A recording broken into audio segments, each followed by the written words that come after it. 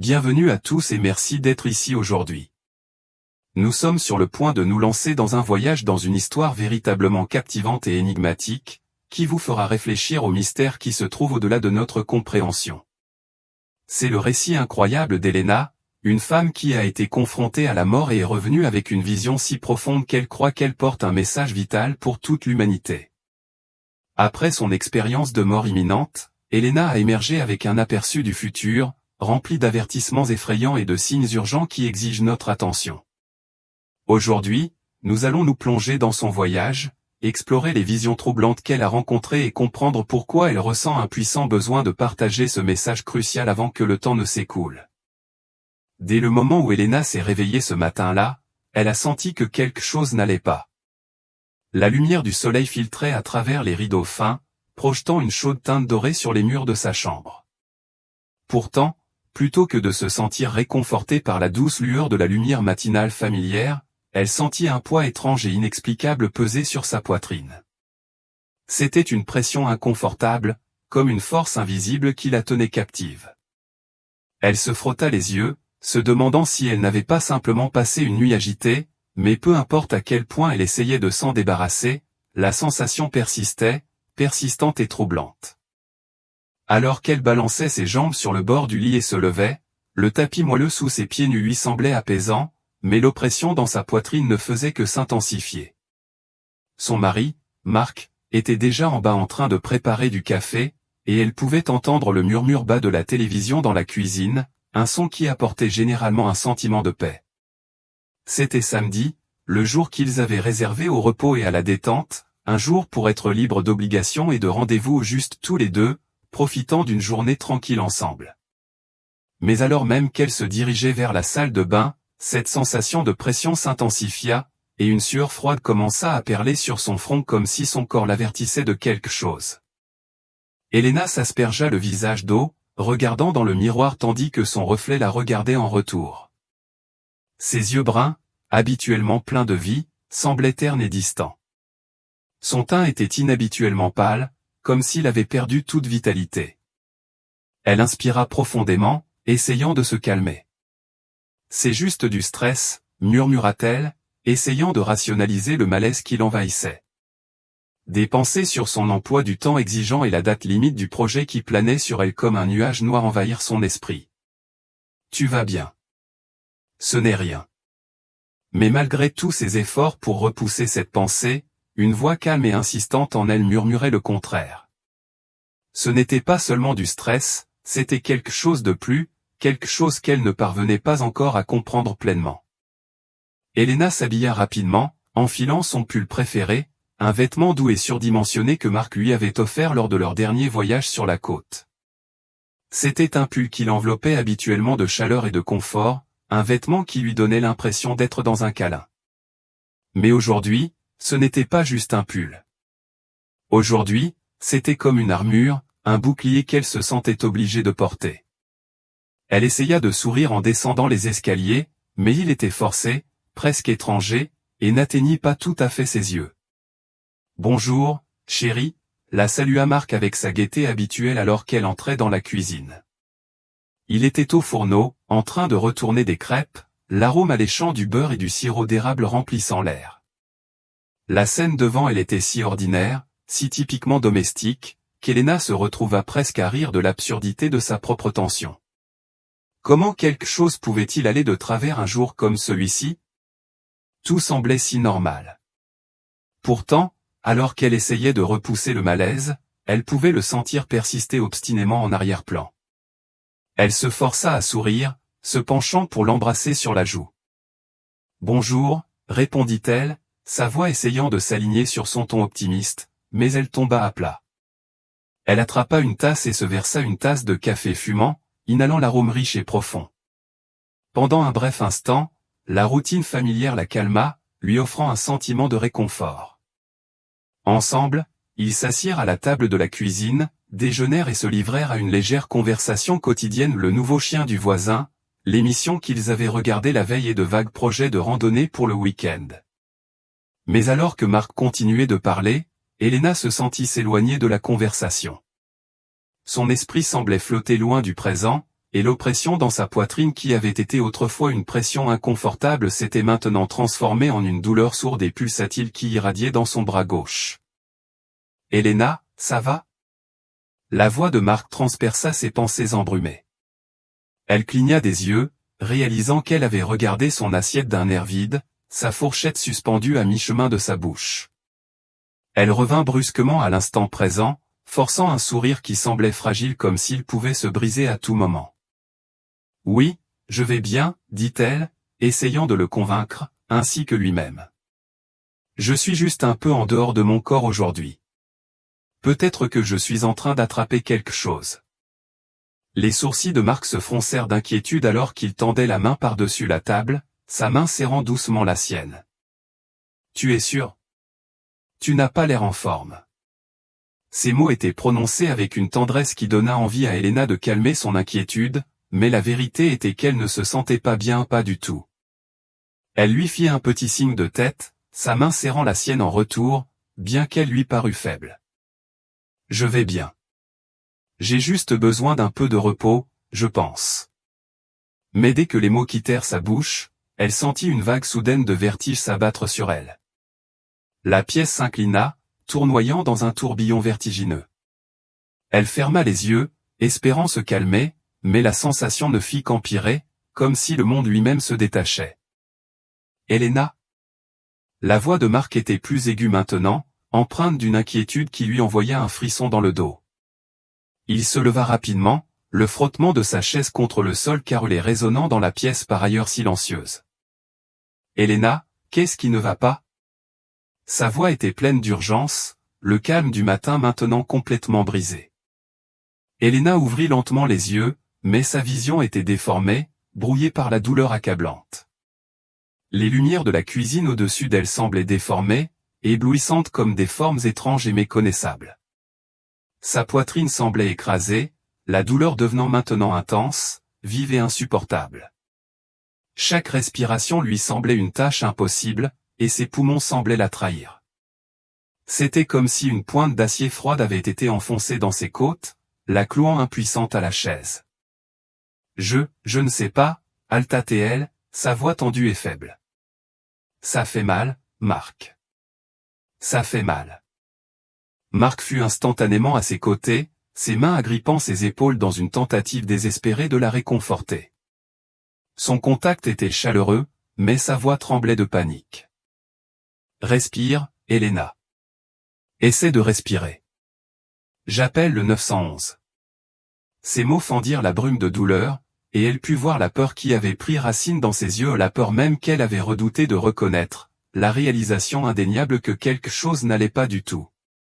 Son mari était terrifié, et cela l'effrayait plus que tout. Ses mains tremblaient alors qu'il tâtonnait pour trouver son téléphone, s'efforçant de composer le numéro des services d'urgence. Elena essaya de se concentrer sur son visage, de s'accrocher au son de sa voix, mais elle lui semblait lointaine maintenant, comme si elle lui échappait, s'estompant lentement comme de l'eau qui coulait entre ses doigts. La douleur s'intensifia, irradiant le long de son bras gauche et remontant jusqu'à sa mâchoire. Elle ne pouvait plus respirer, ni bouger. Toute tentative de garder la conscience lui semblait vaine, comme si le monde se refermait sur elle.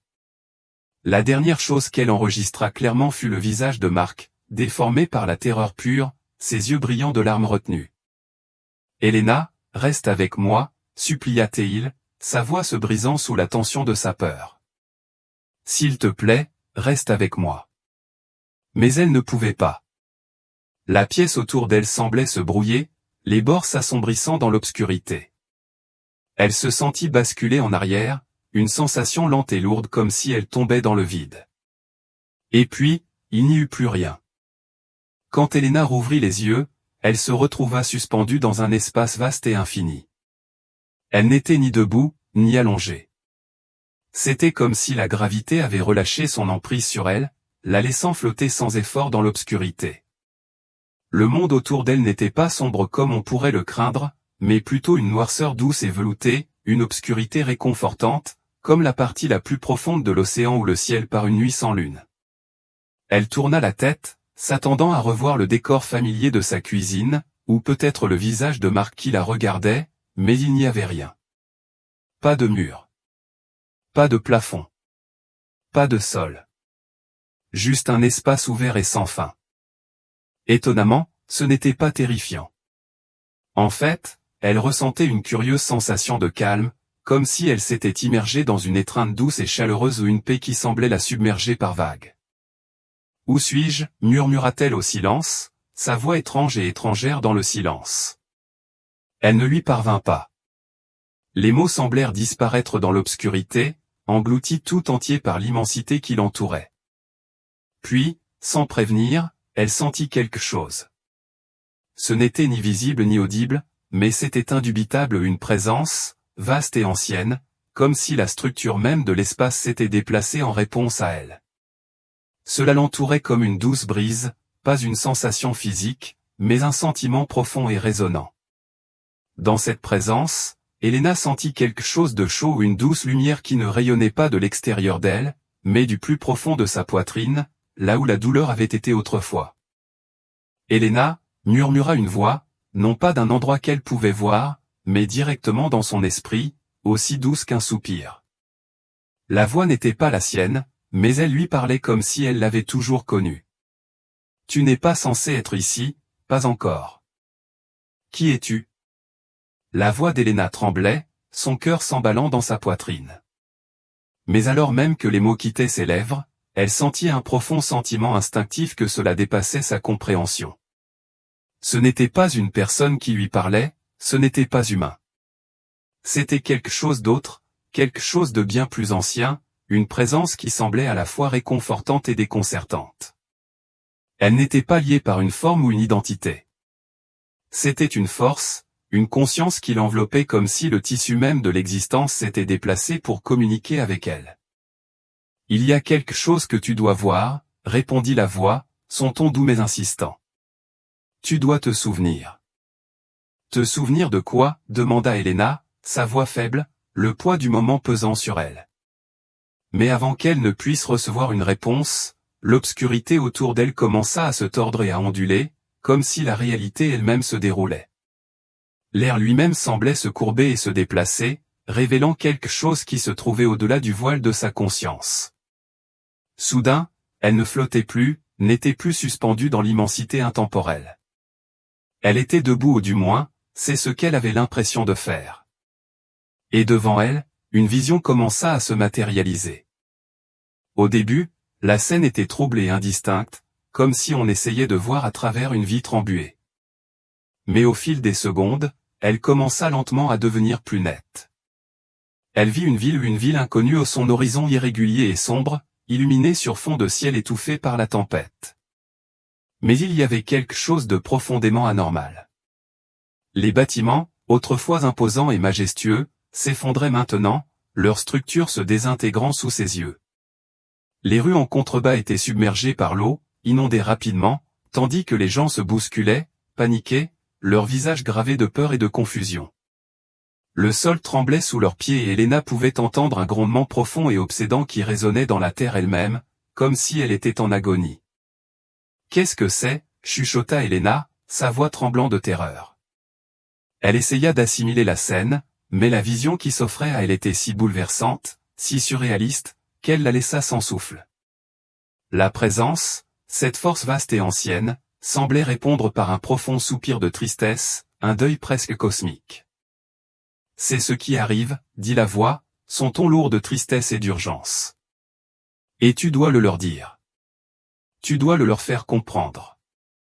Ils ne sont pas prêts. » Avant qu'Elena ne puisse comprendre la gravité de ces mots ou poser une autre question, la vision commença à se dissoudre, fondant comme la brume devant le soleil. Et puis, en un instant, elle se sentit retomber, cette fois plus vite, plus violemment, comme si elle était ramenée dans son corps avec une force à la fois douloureuse et implacable.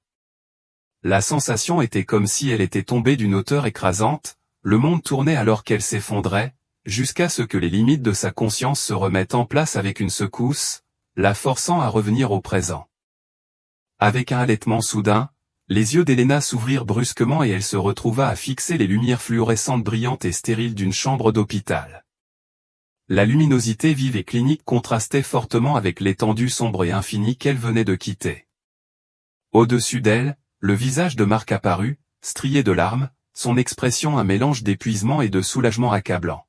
« Helena !» cria-t-il, sa voix se brisant alors qu'il sanglotait.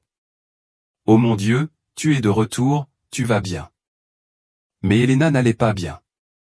Elle n'était pas sûre d'aller mieux un jour.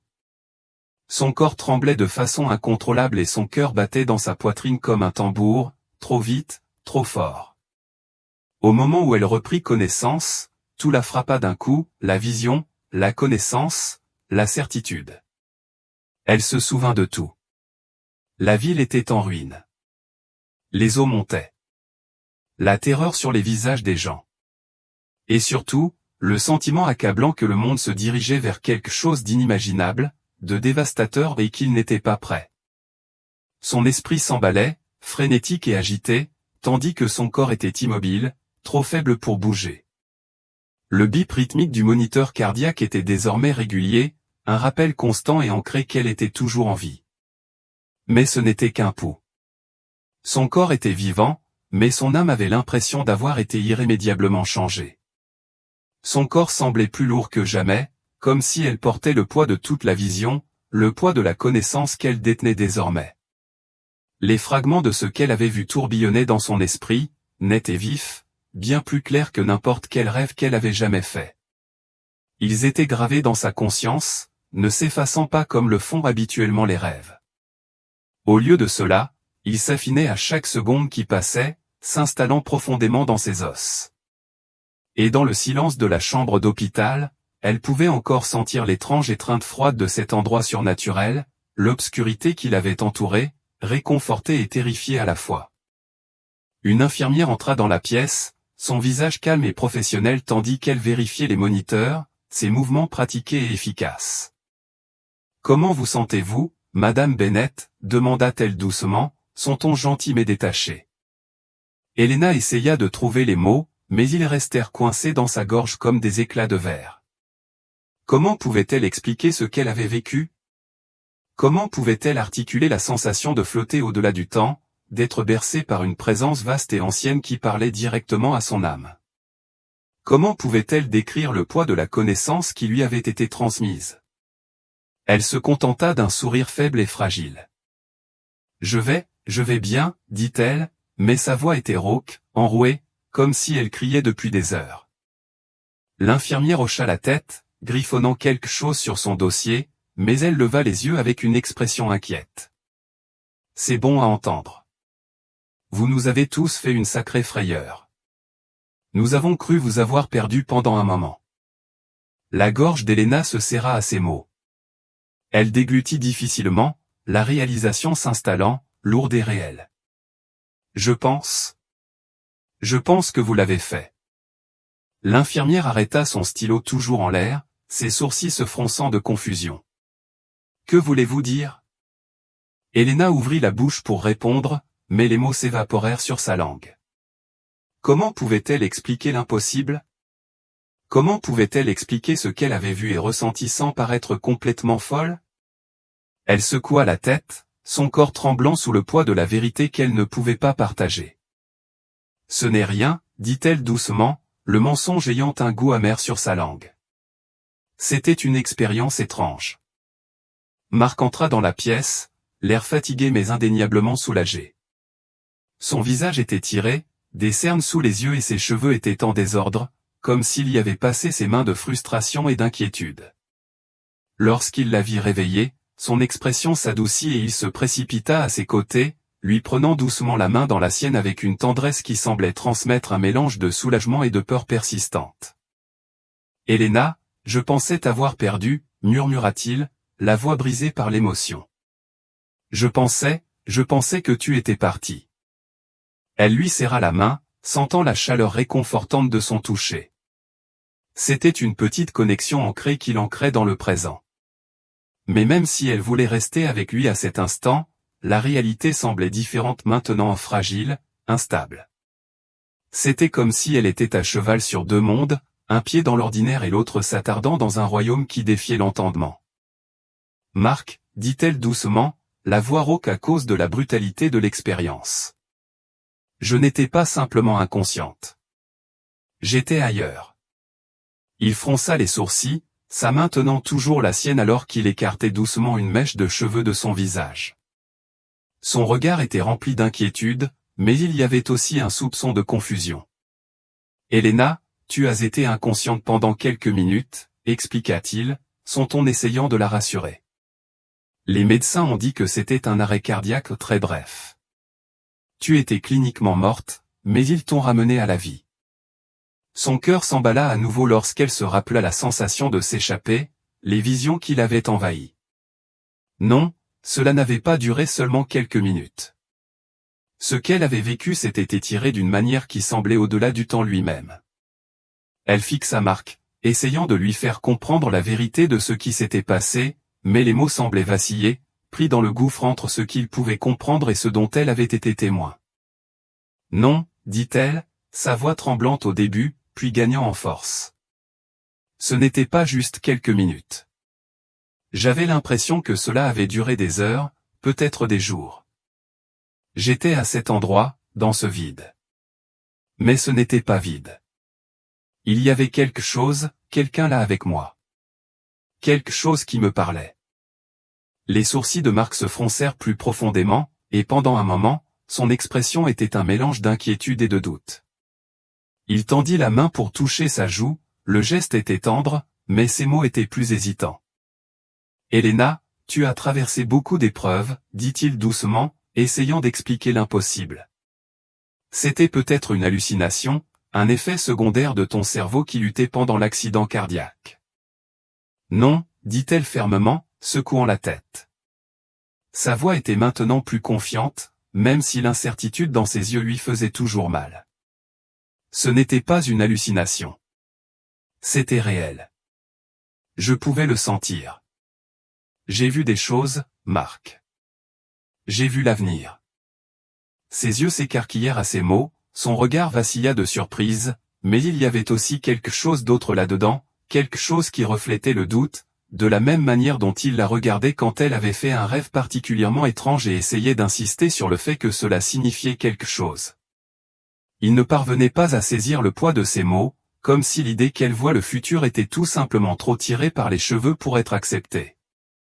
Pendant un bref instant, la pièce sembla retenir son souffle, l'espace entre eux épais de la tension d'une compréhension tacite. Mais plus il restait silencieux, plus Elena sentit la certitude grandir en elle.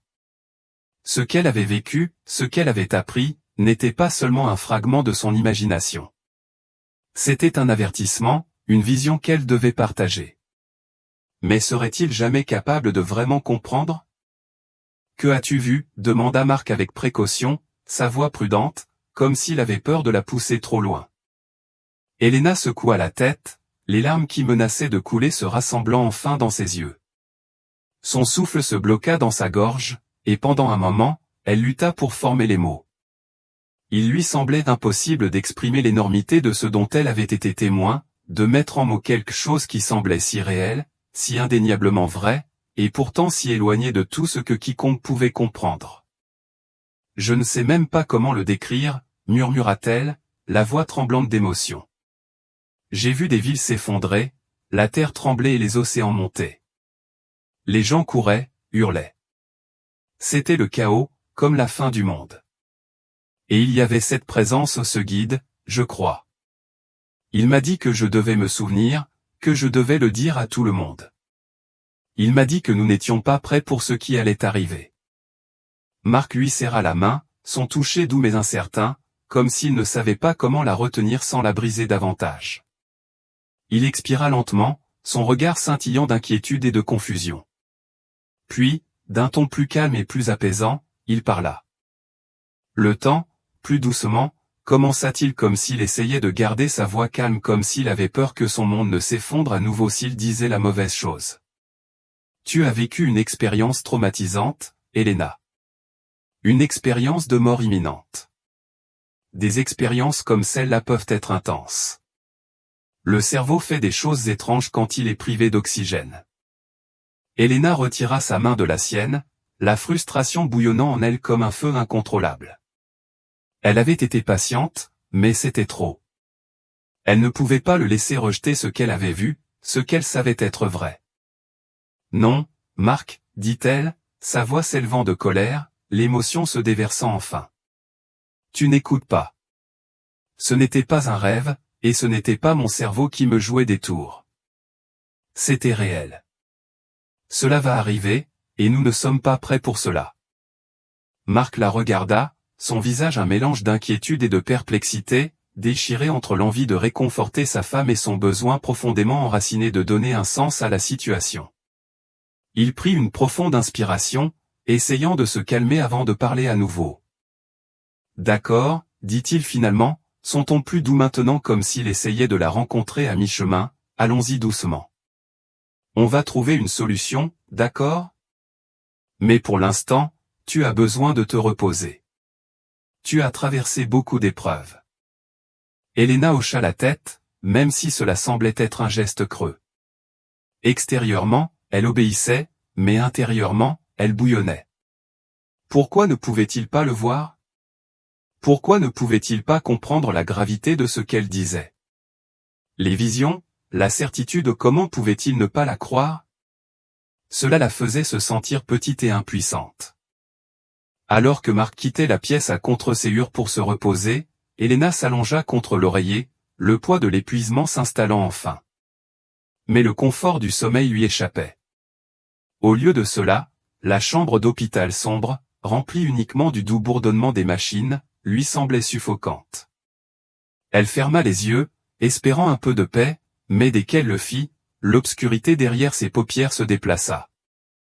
Ce n'était pas le vide paisible et vide du sommeil, c'était à nouveau le vide. Le même espace suffocant et sans fin. Elena se sentit glisser, retomber dans cet endroit d'un autre monde qu'elle ne parvenait pas à comprendre. La chambre d'hôpital s'estompa, se dissolvant dans le néant, et une fois de plus, elle flottait dans le noir, en apesanteur. Mais cette fois, elle n'avait pas peur.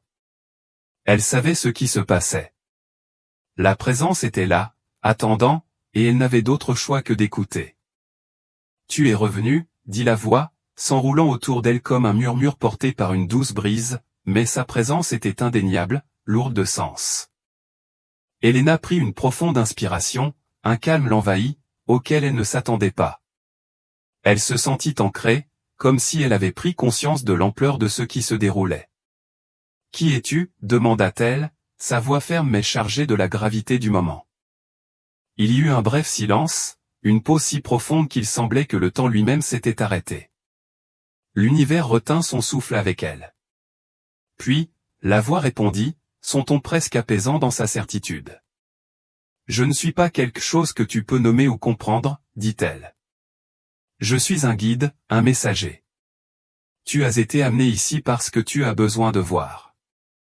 Tu as besoin de savoir. Savoir quoi?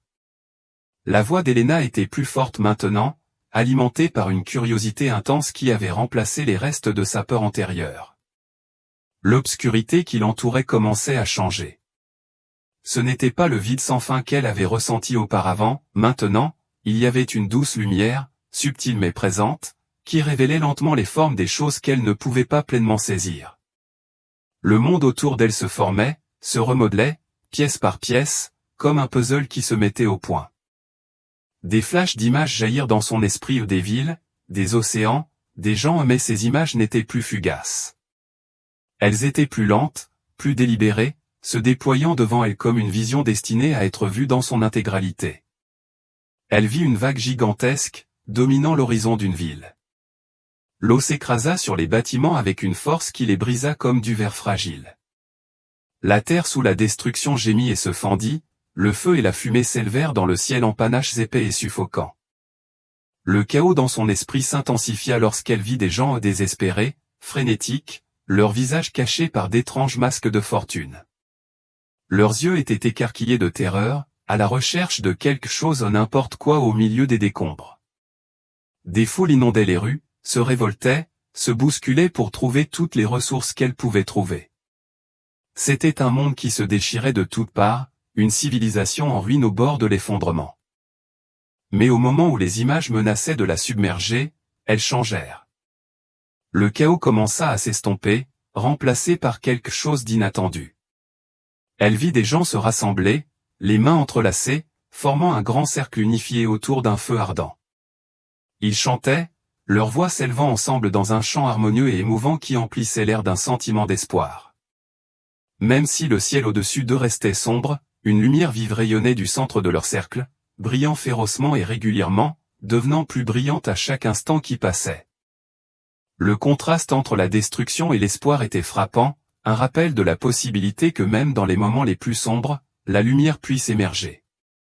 Qu'est-ce que cela signifie, chuchota Elena, sa voix tremblant sous le poids de ce qu'elle avait vu. Les mots s'échappèrent de ses lèvres avant qu'elle ne puisse les comprendre pleinement, un appel à la compréhension. La présence répondit, sa voix remplie de connaissances anciennes. Cela signifie que le choix leur appartient.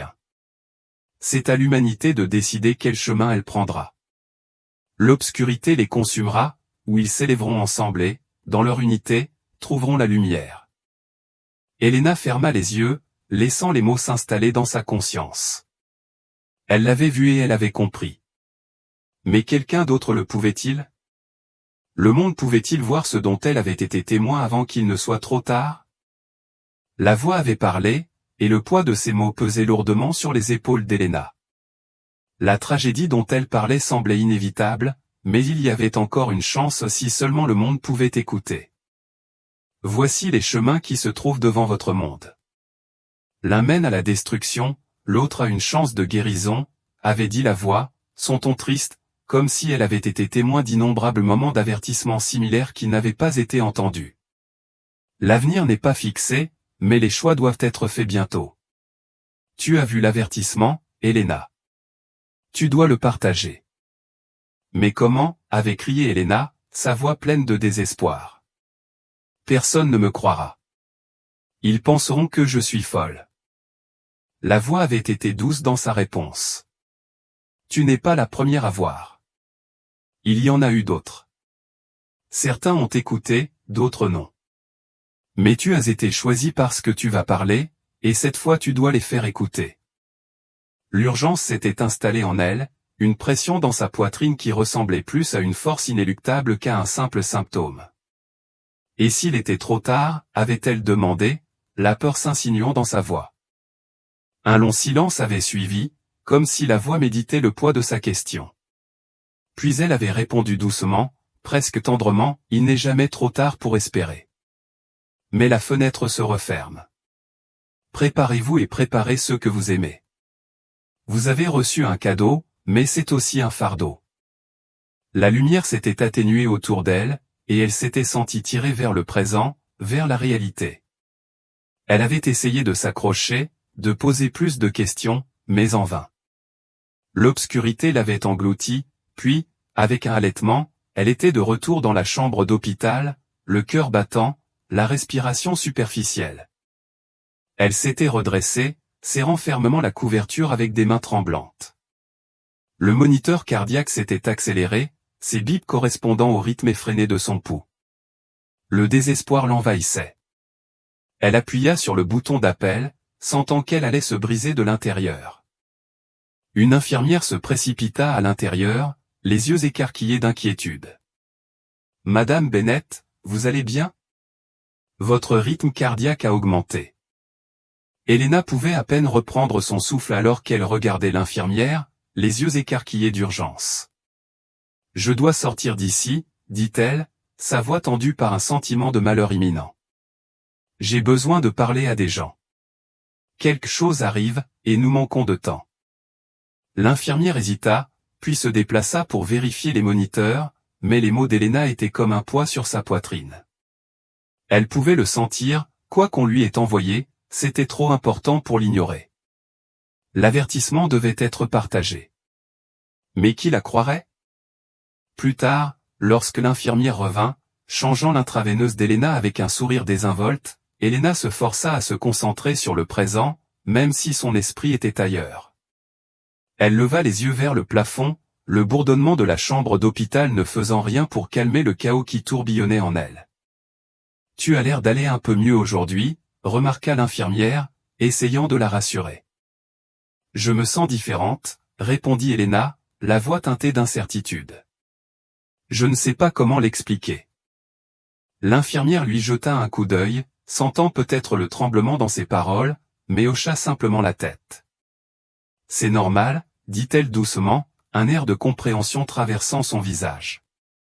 Une expérience de mort imminente peut être profonde.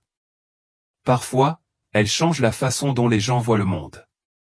Mais c'était plus qu'une simple expérience profonde.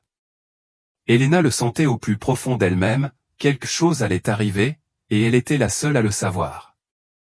L'estomac d'Elena se tordit de frustration.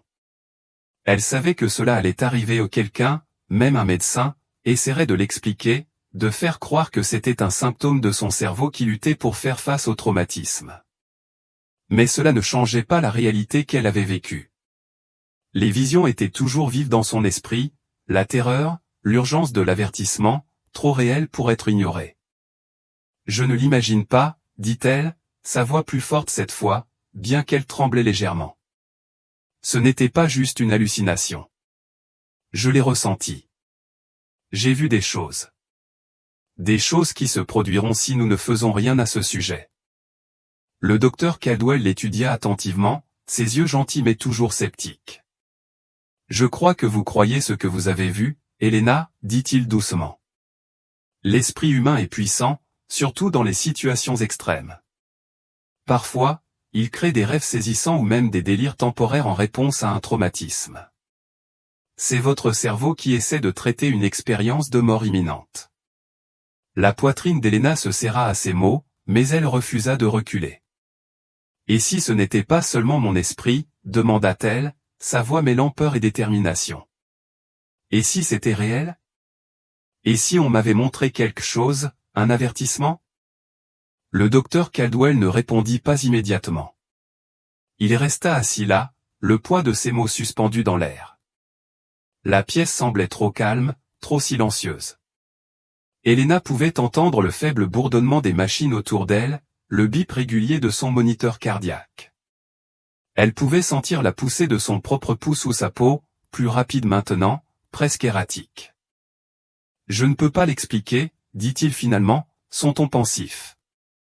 Mais ce que vous décrivez est quelque chose que beaucoup de gens ont affirmé après une expérience de mort imminente, une vision, un message. Je ne peux pas dire si c'est réel ou non. Mais je peux vous dire ceci, vous avez survécu pour une raison. Votre cœur s'est arrêté, mais vous êtes revenu. Peut-être que cela signifie que vous avez plus de temps. Il était temps de donner un sens à tout cela, ou d'en faire quelque chose. Ces paroles lui semblaient une petite lueur d'espoir, mais aussi une invitation au doute. Elle n'avait plus le temps de douter. Les images, l'avertissement, il lui semblait trop pressant, trop important. Si elle n'agissait pas maintenant, elle craignait qu'il ne soit trop tard.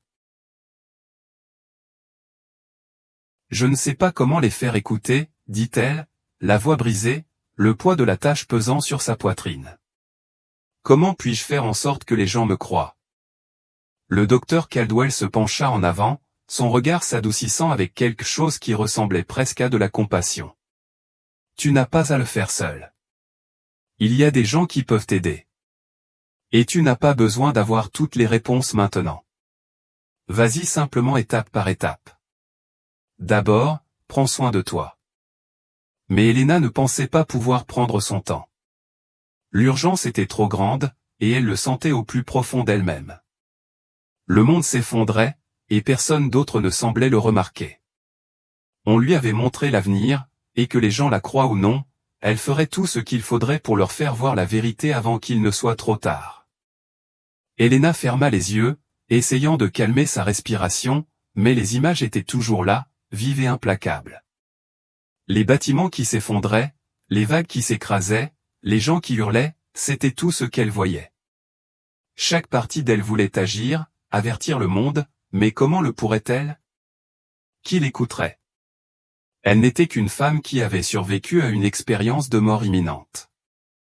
Personne ne la prendrait au sérieux. Mais elle ne pouvait se défaire du sentiment qu'elle avait été choisie pour quelque chose de plus grand, que les visions qu'elle avait eues n'étaient ni aléatoires ni passagères. Le monde se dirigeait vers quelque chose de terrible, et on lui avait donné un aperçu de son avenir. Si elle ne faisait rien maintenant, elle le regretterait pour le reste de sa vie. Les heures passaient lentement, le rythme du moniteur cardiaque produisant un son régulier et monotone en arrière-plan. L'esprit d'Elena s'emballait. Elle savait qu'elle devait parler à quelqu'un qui pourrait l'aider à comprendre tout cela. Mais qui? Marc avait été sceptique, et même si elle l'aimait beaucoup, elle sentait la distance grandir entre eux. Il essayait de la protéger, de la maintenir sur la bonne voie, mais il ne pouvait pas voir ce qu'elle avait vu. Personne ne le pouvait. Ses pensées furent interrompues lorsque la porte de sa chambre s'ouvrit et que Marc entra, comme s'il n'avait pas dormi depuis des jours. Ses yeux fatigués s'adoucirent lorsqu'il la vit, et il s'approcha d'elle, lui prenant doucement la main. « Comment te sens-tu » demanda-t-il, la voix calme. Elena le regarda, la poitrine serrée sous le poids de tout ce qu'elle avait à dire. Elle ne savait pas comment commencer, comment expliquer ce qui lui était arrivé, ce qu'elle avait vu. Mais elle savait qu'elle devait essayer. « J'ai besoin que tu me crois, dit-elle, sa voix à peine plus haute qu'un murmure. J'ai vu quelque chose. Quelque chose qui va se produire, et je dois m'assurer que les gens le sachent. » Marc lui serra la main, les sourcils froncés d'inquiétude. « Elena, je te crois. Mais tu dois te reposer. Tu as traversé tant d'épreuves. Nous pouvons résoudre ça ensemble. » « Non, Marc, dit-elle en secouant la tête, sa voix s'élevant de frustration. Tu ne comprends pas. Ce n'est pas quelque chose qui peut attendre. C'est déjà en train de se produire. Nous manquons de temps. Le visage de Marc s'adoucit, mais ses yeux étaient toujours remplis de doutes. Je sais que tu as peur, mais tu dois te donner le temps de guérir. S'il te plaît. Mais Elena pouvait sentir le poids de sa décision s'installer sur ses épaules. Elle ne pouvait pas attendre. Si elle le faisait, l'avenir qu'elle avait vu deviendrait inévitable. Elle devait agir maintenant, avant qu'il ne soit trop tard. « Je vais le dire aux gens, » dit-elle, la voix tremblante de détermination. « Je me fiche qu'ils pensent que je suis folle. Ils doivent l'entendre. Ils doivent savoir ce qui va arriver. » Marc la regarda un long moment, son expression indéchiffrable. Puis il hocha lentement la tête, resserrant sa prise sur sa main. « Je t'aiderai, » dit-il doucement. « Mais tu dois d'abord prendre soin de toi. Tu ne pourras rien faire si tu ne vas pas bien. » Elena hocha la tête, même si l'urgence dans sa poitrine lui disait qu'elle ne pouvait pas attendre. Elle ne pouvait pas rester assise et espérer que quelqu'un d'autre interviendrait. C'était sa responsabilité maintenant, et elle n'allait pas la laisser s'échapper. « Je ferai tout ce qu'il faudra, » dit-elle doucement, la résolution dans sa voix plus claire maintenant. Elle les ferait écouter. Même si elle devait le faire seule. Le lendemain matin, Marc entra en portant un sac de vêtements propres et le téléphone d'Elena. Il semblait plus reposé qu'avant, bien que l'inquiétude persistait dans ses yeux, un témoignage silencieux de la nuit blanche qu'il avait passée. Avec un doux sourire, il se pencha pour l'embrasser sur le front. « Et, comment te sens-tu » demanda-t-il d'une voix douce. « Je vais bien » répondit Elena, bien que les mots lui semblaient creux lorsqu'elle les prononça. Elle tendit la main vers son téléphone, ses doigts tremblant légèrement lorsqu'elle l'alluma. « Marc, je dois quitter cet endroit. Je dois dire aux gens ce que j'ai vu. » Il fronça les sourcils, l'inquiétude assombrissant immédiatement ses traits. Il tira une chaise à côté de son lit et s'assit, sa posture tendue. « Elena, tu es toujours en convalescence. Les médecins veulent te garder quelques jours de plus pour surveiller ton état. »« J'ai hâte, » insista-t-elle, sa voix ferme malgré la faiblesse qui retenait toujours son corps captif. « Tu ne comprends pas, Marc. J'ai vu ce qui allait arriver, et ça allait arriver bientôt. Nous n'avons pas le temps d'attendre. » Le regard de Marc s'adoucit, bien qu'il fût mêlé de confusion. « Que veux-tu dire ? Que as-tu vu exactement ?» Ses mains tremblaient alors qu'elle tâtonnait avec son téléphone, s'efforçant de le déverrouiller. « J'ai vu des catastrophes, Marc. Des catastrophes comme nous n'en avions jamais connues auparavant. des tremblements de terre, des tempêtes, des inondations. Et il y avait cette voix, cette présence qui n'arrêtait pas de me dire d'avertir tout le monde. Il se rassit, écoutant ces paroles alors qu'il essayait de leur donner un sens. Il inspira profondément, clairement déchiré entre le doute et le désir de la croire. « Helena, je veux te croire, vraiment. Mais tu étais inconsciente.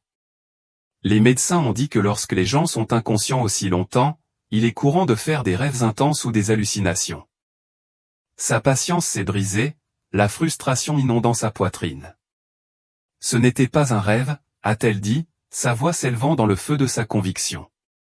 Elle regretta immédiatement la dureté de son ton lorsqu'elle vit la douleur briller dans les yeux de Marc. « Je suis désolée, murmura-t-elle, sa voix plus douce maintenant. « Je ne voulais pas m'énerver. C'est juste que... Je sais que ça a l'air faux, mais tu dois me croire. » Marc tendit la main, sa main chaude alors qu'il prenait doucement la sienne dans la sienne. « Je crois que tu y crois, dit-il, sa voix calme et stable. Et si c'est aussi important que tu le dis, nous le découvrirons ensemble. Mais concentrons-nous d'abord sur ton rétablissement, d'accord ? » Helena ouvrit la bouche pour argumenter, mais son corps la trahit, l'épuisement la tirant vers les oreillers. « D'accord, murmura-t-elle, sa voix à peine un souffle. Mais promets-moi, Marc. Promets-moi que tu m'aideras. Promets-moi que tu m'écouteras. Je te le promets, dit-il en lui serrant la main avec une tendresse rassurante. Nous surmonterons cela, ensemble. Helena hocha la tête, même si au fond d'elle-même, elle sentait le poids de quelque chose de bien plus lourd que l'épuisement physique de sa convalescence. Malgré la présence réconfortante de Marc, elle ne pouvait se défaire du sentiment d'avoir été poussée sur un chemin que personne d'autre ne pouvait emprunter avec elle. Elle avait vu quelque chose de terrible et d'inévitable, et il semblait que le fardeau de cette connaissance était à elle seule. Peu importe à quel point Marc se souciait d'elle, à quel point il voulait la croire, il y avait un gouffre immense entre la compréhension et le partage véritable de son expérience. Les jours suivants passèrent dans un flou. Finalement sortie de l'hôpital, Marc la reconduisit chez elle, mais alors qu'ils avançaient dans les rues, tout semblait différent. Le monde extérieur semblait déformé, comme un rêve sur le point de s'effondrer. Chaque voiture qui passait, chaque piéton qu'il croisait, lui donnait l'impression de faire partie d'une illusion fragile, qui pouvait se dissoudre à tout moment. Elle ne pouvait s'empêcher de regarder nerveusement le ciel, s'attendant presque à ce qu'il se brise ou que la terre tremble sous leurs roues. C'était comme si elle attendait que le monde révèle sa vraie nature terrifiante. À la maison, Helena était assise devant son ordinateur portable, ses doigts planant sur les touches, ne sachant pas par où commencer. Comment pouvait-elle exprimer ce qu'elle avait vu ? Comment pouvait-elle communiquer ce sentiment accablant de terreur, cette présence qui avait été si réelle, si indéniable ? Elle commença à taper, ses pensées se bousculant dans une précipitation effrénée.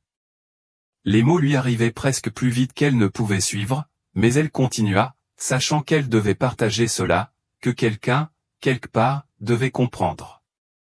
Elle a posté son histoire sur un forum dédié aux expériences de mort imminente, dans l'espoir de trouver ne serait-ce qu'un soupçon de compréhension. Puis, elle l'a partagé sur ses comptes de réseaux sociaux, les mains tremblantes lorsqu'elle a appuyé sur le bouton de publication. C'était comme sauter d'une falaise, comme si elle s'exposait au monde, vulnérable et à vif.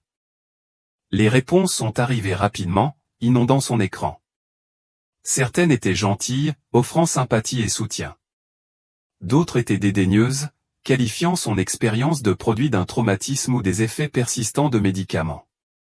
Quelques personnes ont partagé leurs propres histoires, disant à Helena qu'elles aussi avaient entrevu quelque chose de sombre à l'horizon, quelque chose de menaçant qu'elles ne pouvaient pas expliquer. Mais pour la plupart, les réactions étaient sceptiques, certaines carrément moqueuses. Il était difficile de ne pas le prendre personnellement. C'était comme crier dans le vide comme si personne n'écoutait vraiment. Puis, au milieu du bruit du doute et de l'incrédulité, est arrivé un message qui s'est démarqué, un message privé de quelqu'un qu'elle ne connaissait pas. L'objet du message disait « Je te crois. Il faut qu'on parle ». Helena se figea, le souffle coupé. Les mots sur l'écran semblaient briller avec une intensité qui fit accélérer son pouls. C'était comme une bouée de sauvetage lancée vers elle dans une mer de scepticisme. Elle hésita, s'attendant à moitié à ce que le message disparaisse ou se révèle être une blague cruelle. Mais quand elle l'ouvrit, le message était réel, et c'était exactement ce qu'elle avait besoin d'entendre. « Elena, commençait-il, je m'appelle Jacob. J'ai lu ton récit, et même si la plupart des gens pourraient le rejeter, je ne peux pas. Tu n'es pas seul dans ce que tu as vécu.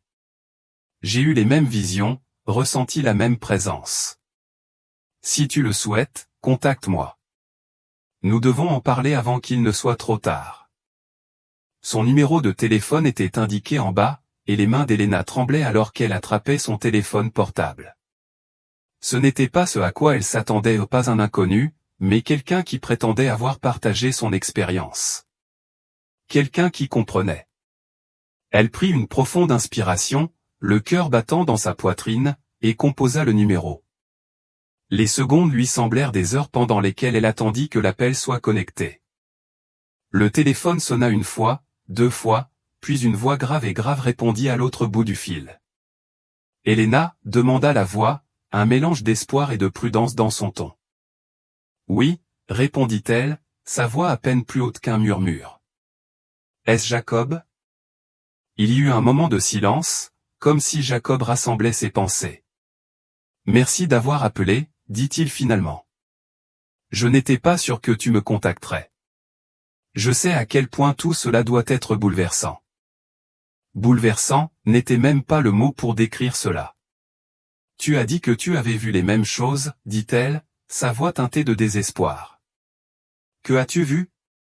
Comment est-ce possible? » Le soupir de Jacob résonna dans le téléphone comme un bruit parasite. « J'ai vécu cette expérience il y a 2 ans, commença-t-il. C'était après un accident de voiture. J'ai été déclaré mort sur place, mais ils ont réussi à me réanimer. Je me suis réveillé avec des souvenirs d'un endroit qui n'était pas ici, un endroit hors du temps. J'ai vu la Terre souffrir, s'effondrer sous le poids de quelque chose que nous avons déclenché ou des catastrophes, le chaos, des gens qui s'en prennent les uns aux autres. Et j'ai entendu une voix, tout comme toi. Elle m'a dit de me préparer, d'avertir les autres. » Elena ressentit une vague de soulagement mêlé de peur. Il décrivait exactement ce qu'elle avait vu, dans les moindres détails. « Mais personne ne t'a cru, n'est-ce pas » demanda-t-elle doucement, connaissant déjà la réponse. « Non » admit Jacob. « Mes amis et ma famille pensaient que j'avais subi des lésions cérébrales ou que c'était un traumatisme dû à l'accident. J'ai essayé de l'oublier, de passer à autre chose, mais les visions n'ont jamais cessé. Elles viennent maintenant dans les rêves et elles deviennent plus fortes.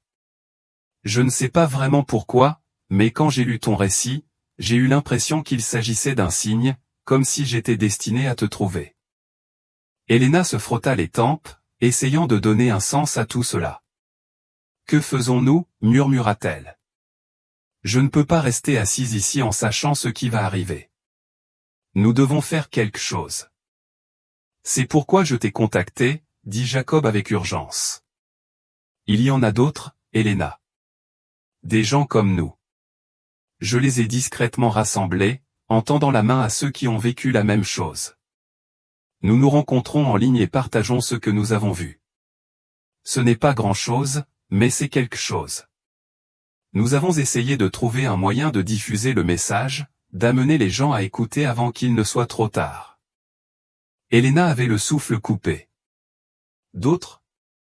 Combien? » « Quelques dizaines, » répondit Jacob. « Mais ce ne sont que ceux qui ont accepté d'en parler. Il doit y avoir plus de gens qui ont trop peur ou qui pensent qu'ils sont seuls. C'est pourquoi ton histoire est importante. Elle pourrait nous aider à les retrouver. » Son esprit s'emballa, essayant de traiter cette nouvelle information. Elle n'était pas seule. Il y avait d'autres personnes qui avaient vu le même avenir sombre et qui étaient tout aussi désespérées d'avertir le monde. « Quand est-ce que vous vous rencontrez » demanda-t-elle. « Je veux être là. »« Nous avons un appel ce soir » dit Jacob. « Je t'enverrai le lien, mais sois prête, Elena. Tout le monde n'est pas optimiste. Certains pensent qu'il est déjà trop tard. Après avoir raccroché, Elena resta assise en silence, le téléphone toujours serré dans sa main. C'était un étrange réconfort de savoir qu'elle n'était pas la seule, mais cela rendait aussi. Tout semblait plus réel, plus urgent. Si d'autres avaient eu les mêmes visions, alors ce n'était pas seulement une hallucination ou un coup de chance. C'était un avertissement, un message provenant d'une chose qui dépasse la compréhension humaine. Ce soir-là, Elena s'assit pour rejoindre l'appel vidéo, les mains moites alors qu'elle saisissait l'identifiant de la réunion. Elle sentit une boule se nouer dans son estomac, un mélange d'anticipation et de terreur. Alors que l'écran s'allumait, une grille de visages apparut, des hommes et des femmes de tous âges, certains jeunes, d'autres aux cheveux argentés et aux marques fatiguées du temps. Ils étaient dispersés à travers le monde, à en juger par l'éclairage variable de leurs écrans, certains dans la douce lueur du soir, d'autres baignés dans la dure lumière du jour du matin. Malgré la distance et les différences flagrantes dans leur vie, il y avait une similitude indubitable, ils avaient tous le même regard hanté. Un regard qui parlait de connaissances partagées, d'avoir vu quelque chose que le reste du monde ne pouvait ou ne voulait pas comprendre. Mais derrière ce regard, il y avait aussi une lueur d'autre chose, quelque chose de fragile, mais indéniablement puissant, l'espoir. Bienvenue, Elena, la salua chaleureusement la voix de Jacob, brisant le silence. Son image remplissait l'écran, un homme d'âge moyen aux cheveux grisonnants, le visage marqué par l'usure évidente des années de difficulté. Mais il y avait de la force dans ses yeux, une acuité qui suggérait un homme qui en avait vu beaucoup trop, mais qui refusait de céder. Son regard était ferme, inébranlable. « Merci de nous avoir rejoints », ajouta-t-il. Elena prit une inspiration tremblante, sa voix tremblante lorsqu'elle répondit. « Merci de m'avoir invité. Je n'arrive pas à croire que vous soyez si nombreux. »« Vous n'êtes pas seul », dit une femme au premier rang. Elle s'appelait Lisa, et du haut de sa trentaine ou de son début de quarantaine, elle avait l'air forte et résiliente. Ses cheveux roux étaient tirés en arrière en queue de cheval, et ses yeux, bien que gentils, reflétaient le même poids de compréhension qu'Elena avait vu dans ceux de Jacob. « J'ai vécu cette expérience il y a 3 ans, lors d'une grave maladie, » continua Lisa. « J'ai vu les mêmes choses que tu as décrites, les désastres, la destruction. J'avais l'impression de voir le monde s'effondrer sous mes yeux. » Elena hocha la tête, essayant de calmer sa respiration. Ses mains tremblaient légèrement alors qu'elle agrippait le bord de son bureau. « J'ai l'impression qu'on nous montre ce qui va arriver. Mais pourquoi nous? Pourquoi sommes-nous ceux qui l'ont vu? » Un homme plus âgé, Robert, le visage à moitié enveloppé d'ombre, se pencha en avant dans la lumière de son écran. Il semblait avoir la soixantaine, ses traits burinaient mais sages. « Je pense que c'est parce que nous sommes censés faire quelque chose à ce sujet, » dit-il, sa voix basse mais pleine de calme et de détermination. « La voix que j'ai entendue m'a dit que nous sommes des messagers. C'est notre responsabilité d'avertir les gens, d'essayer de changer le cours des choses avant qu'il ne soit trop tard. » La frustration d'Elena monta comme une marée. « Mais comment ?» demanda-t-elle, sa voix se brisant sous le poids de son impuissance. « J'ai déjà essayé de le dire aux gens. Ils n'écoutent pas. Ils pensent que je suis fou. » L'expression de Jacob s'assombrit. Il soupira profondément, puis parla avec une détermination farouche. « Tu as raison. La plupart des gens ne nous écoutent pas, pas au début. Mais cela ne veut pas dire que nous arrêtons d'essayer. Nous devons continuer à faire passer le message, à tendre la main à ceux qui pourraient nous croire, même s'il n'y en a que quelques-uns. C'est comme planter des graines. Peut-être que la plupart d'entre elles ne prendront pas racine, mais celles qui le font, c'est là que nous commençons. » Une larme glissa sur la joue d'Elena, mais elle l'essuya rapidement, ne voulant pas montrer sa faiblesse. « Cela semble tellement impossible, » murmura-t-elle, sa voix à peine audible.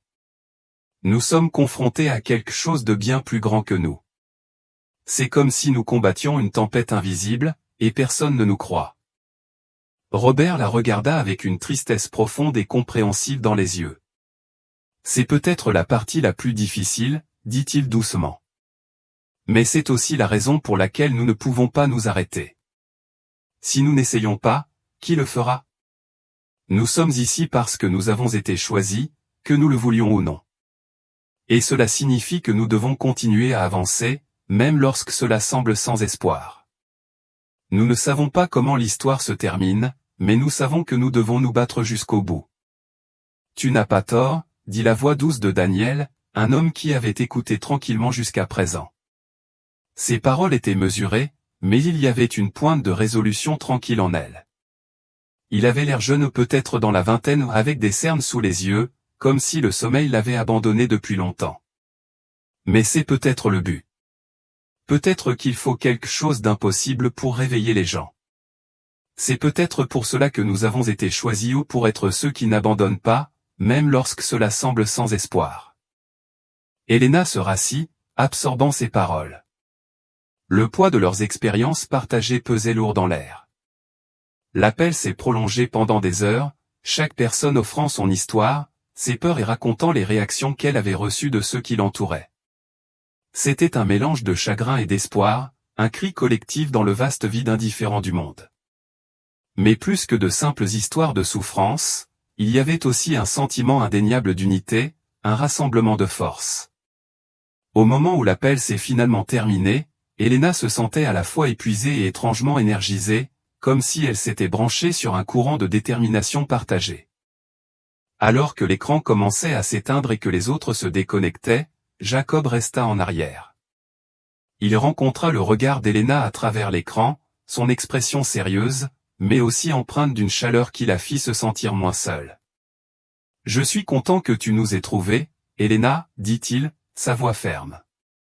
Je sais que c'est beaucoup à assimiler, mais tu en fais partie maintenant. Nous avons besoin de toi. » Elena le regarda, incertaine. « Je ne sais pas ce que je peux faire, » admit-elle, sa voix à peine plus haute qu'un murmure. « Je ne suis qu'une personne. » Le regard de Jacob s'adoucit, mais ses paroles restèrent inébranlables. « Tu es une personne qui est prête à essayer, » dit-il. « Et parfois, c'est tout ce qu'il faut pour démarrer quelque chose de plus grand. Nous allons continuer à nous rencontrer, à faire passer le message, et quand le moment viendra, quand les premiers signes commenceront à apparaître, nous serons prêts. » Elena hocha lentement la tête, le poids de ses paroles s'installant sur elle comme une couverture. Pour la première fois depuis ses visions, elle ne se sentait pas complètement impuissante. Elle avait trouvé d'autres personnes qui croyaient, qui avaient vu le même avenir et ensemble, peut-être pourrait-il le changer. Peut-être pourrait-il l'arrêter avant qu'il ne devienne inévitable. Alors qu'elle raccrochait, Elena restait assise dans la pièce sombre, le silence de la nuit l'envahissant. De l'autre côté de la fenêtre, le ciel était calme et serein, les étoiles scintillaient comme des points paisibles et innocents dans la vaste étendue noire. Il était difficile de concilier cette tranquillité avec la tempête de vision qui hantait toujours son esprit. La nuit silencieuse semblait si étrange comparée au chaos qui s'annonçait. Pourtant, au fond d'elle-même, Elena comprenait qu'elle ne pouvait pas se détourner.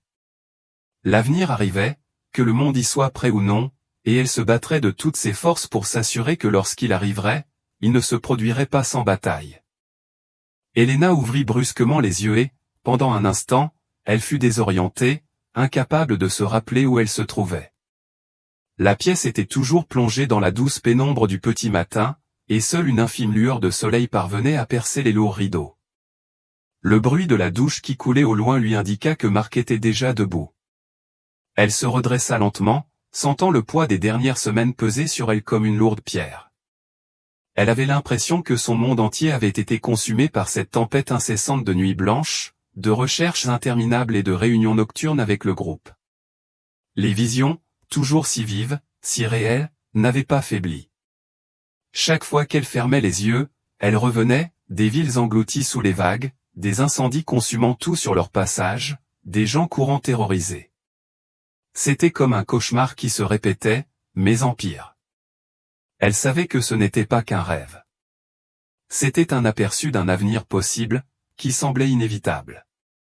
Et chaque jour qui passait, elle devenait de plus en plus certaine que le monde fonçait vers lui. Elena balança ses jambes hors du lit et enfila son peignoir, en prenant soin de ne pas réveiller Marc. Il avait fait de son mieux pour la soutenir, mais elle pouvait voir la tension se dessiner sur son visage, l'inquiétude dans ses yeux chaque fois qu'elle évoquait le groupe ou les visions.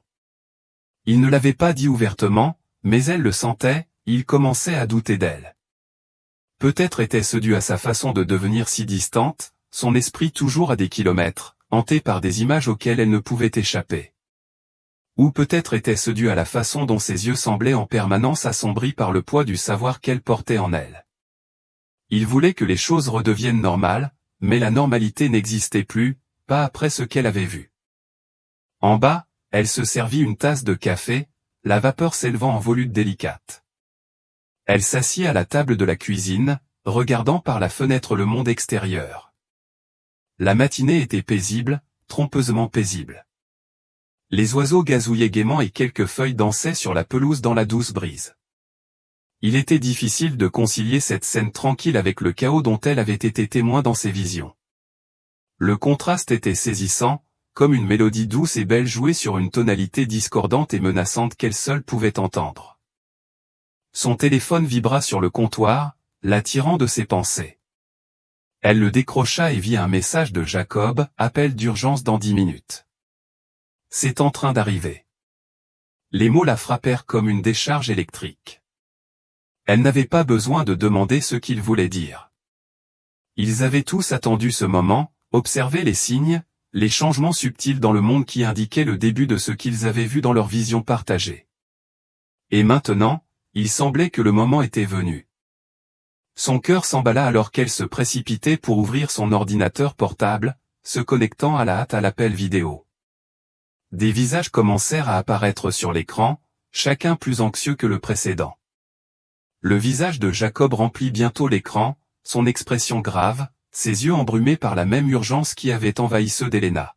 « Merci à tous d'être venus si vite », commença-t-il, sa voix ferme mais lourde d'un sentiment de gravité imminente. « Je suis désolé de vous réveiller, mais je pense que nous n'avons plus de temps. » Le pouls d'Elena s'accéléra, son esprit déjà rempli de questions. « Que s'est-il passé ?» demanda-t-elle, sa voix à peine plus qu'un murmure alors que le poids du moment s'imposait. Jacob prit une inspiration lente et délibérée, ses yeux sombres et concentrés sur quelque chose d'invisible au-delà de l'écran. Sa voix, lorsqu'il parla, était empreinte d'un calme troublant. « Je ne sais pas si vous avez déjà vu les nouvelles, mais il y a eu un tremblement de terre massif en Californie ce matin. Ils l'appellent le Gros. La faille de San Andreas s'est déplacée et elle provoque une dévastation généralisée le long de la côte ouest. Les premiers rapports sont mauvais, mais c'est pire que ce qu'ils disent. C'est le premier des événements que nous avons vus. Le premier d'une longue série. » Un cri de surprise se fit entendre dans le groupe et la vision d'Elena se brouilla tandis que les images de son expérience défilaient dans son esprit. Elle avait vu tout cela. Elle avait tout vu dans les moindres détails, la terre se fendre, les bâtiments tomber en poussière, les rues grouillant de gens courant pour sauver leur vie, paniqués. Ça commence. Comme la voix m'avait prévenu, pensa-t-elle, le poids de la prise de conscience pesant sur sa poitrine. Que faisons-nous ? La voix de Lisa brisa la tension croissante de l'appel, ses mots teintés de panique. Comment pouvons-nous aider ? Nous ne pouvons pas rester assis ici et regarder cela se produire. Le visage de Jacob se durcit, son regard fixe alors qu'il répondait avec une détermination tranquille. Nous ne resterons pas assis ici. C'est notre moment. Nous devons faire passer le message. Nous devons avertir les gens que ce n'est que le début. Nous avons recueilli des données et surveillé des tendances, et tout indique une réaction en chaîne, tremblement de terre, tsunami, éruption volcanique. Ils sont tous connectés. Ce n'est pas aléatoire. Cela fait partie du cycle qu'on nous a montré. Elena sentit une étincelle de résolution s'allumer en elle, un sentiment d'urgence se répandre dans ses veines. Nous devons rendre la chose publique, dit-elle, sa voix plus forte maintenant. Nous ne pouvons plus nous contenter de posters sur des forums ou sur les réseaux sociaux. Nous devons toucher plus de gens, et vite. Les médias, les podcasts, tout ce qui peut amplifier le message. Jacob hocha lentement la tête, son visage s'adoucissant avec un air compréhensif. Je suis d'accord, mais ce sera risqué. Nous allons devoir faire face à de nombreuses réactions négatives. Les gens nous traiteront de semeurs de peur et de théoriciens du complot. Êtes-vous tous prêts à cela? Il y eut une longue pause, un silence lourd du poids de leurs décisions communes. Puis, un par un, les membres du groupe hochèrent la tête en signe d'accord. Chacun d'eux avait vu et ressenti trop de choses pour reculer maintenant. Helena pouvait le sentir dans l'énergie collective du groupe, un pacte silencieux selon lequel quoi qu'il arrive, ils y feraient face ensemble, quel qu'en soit le prix. Ils passèrent les heures suivantes à élaborer soigneusement des stratégies, à répartir les tâches et à organiser leur approche. Helena se porta volontaire pour rédiger une déclaration publique, un message qui serait à la fois urgent et précis, transmettant la gravité de la situation sans provoquer de panique. Elle s'assit devant son ordinateur portable, ses doigts volèrent sur le clavier tandis qu'elle mettait toute son urgence et sa détermination dans ses mots. Au peuple du monde, commença-t-elle. Ce message peut sembler incroyable, mais nous vous invitons à l'écouter avec un esprit ouvert. Certains d'entre nous ont eu des visions d'un avenir marqué par des catastrophes naturelles sans précédent. Ces événements ne sont pas aléatoires. Ils sont liés, font partie d'un cycle qui commence maintenant. Le tremblement de terre de ce matin n'est que le début. Nous n'essayons pas de semer la panique, mais de vous préparer. Veuillez prendre cela au sérieux. Prenez des précautions, restez vigilants et faites passer le message. Le moment d'agir est venu.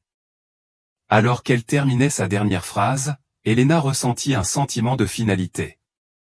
C'était ça. La première étape d'un combat qu'elle n'avait pas pleinement compris lorsqu'il avait commencé, mais qu'elle savait maintenant qu'il était de sa responsabilité d'affronter de front.